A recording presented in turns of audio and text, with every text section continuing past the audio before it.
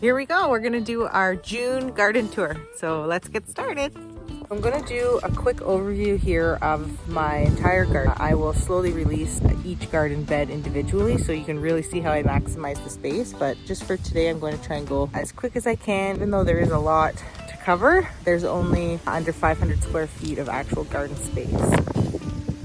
So as you first enter my garden, I have my sunflowers here that will grow nice and tall for me in order to piggyback off of melons and cucumbers so they can crawl up and attach to each other. I have all my garlic along here, and these two beds here are perennial herb gardens. Calendula, I have some baby lavender, sage, lemon balm, and so on. There's morning glory that's going to end up crawling up tall. Mint is in here so that I can contain it.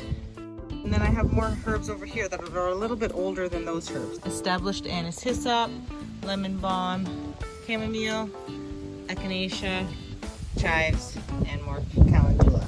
Next to my rhubarb, which is then next to my tea bed. I just trellised them, so they're gonna crawl all the way up to the top of my railing. And I already got some cute little flowers. Here I have a nice oregano patch, and I just seeded some lettuce. So there's 5 different types of lettuce coming up here. And these are carrot in my second year and onion in my second year to get seed for you guys. This used to be my strawberries, but now it's going to house some melons. And I also have a few Brussels sprouts. And there's a grapevine here. Look at the little grapes coming.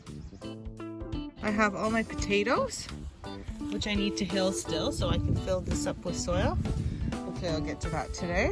And those are all my beets, which are doing so well. Oh, look at how good they look. So here's my daughter's bed and my son's bed, and then just some more herbs along here. Look at all this chamomile. These 6 boxes here are all my cold frames. So normally they have windows over top, but it's warm enough now to take them off, and they'll go back on when it gets cold again. And a lot of the stuff in here are things that I can maintain, not necessarily grow, but maintain throughout the winter, and also gather seed from. So things that wouldn't necessarily always survive in the open garden, I can overwinter better in here. Look at this sage. It's going to flower. Oh, it's so pretty. This garden bed here is a mix of everything. So we got lots in here. Lettuces, spinaches, broccolis, cauliflowers, radish, onions, celery, arugula, beets. There's lots going on. On the other side of my cucumber bed, I have some cucamelons that are starting to crawl. And then beside them, I have my Brussels sprouts. Here we have some peas, which I planted a good month after those peas. And beans on this bean pool. And some other herbs around here. These 2 beds here contain more varieties of pole beans, and around them all are tomatoes, with the exception of a few strawberries. We have this greeny bed as well that houses a bunch of leafy greens and bush beans along my grapevine. So this bed is a sandy soil bed. So it's literally just sand and compost. And I put all my berries in here. So strawberries, blueberries, blackberries, there's a few raspberries. And then I threw some other stuff in to see how they'll grow. Like some peanuts.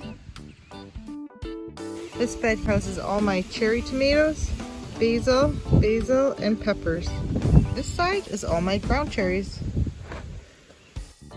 Down here I have broccoli, lettuces, carrots. This bed has more varieties of cucumber, melons, cucumber, and bush beans.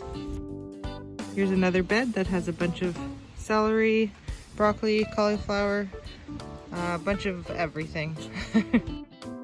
There's corn all through the middle, zucchini, and some other random things. Some eggplants, broccoli, cauliflower, melons,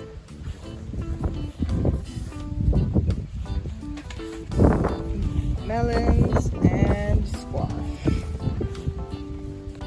Down here I have a rain barrel feeding my pumpkins. So this is my greenhouse bed that I was able to start very early. I already have some tomatoes, some melons starting, cucumbers, and there's some cucamelons in here as well, and a big squash. And last but not least, I have some hanging baskets here with tomatoes and some other stuff that I'm experimenting with as well. And that's it for the tour today. So be sure to subscribe to my YouTube channel so that you can keep up to date with all of my gardening tips and backyard fun along the way.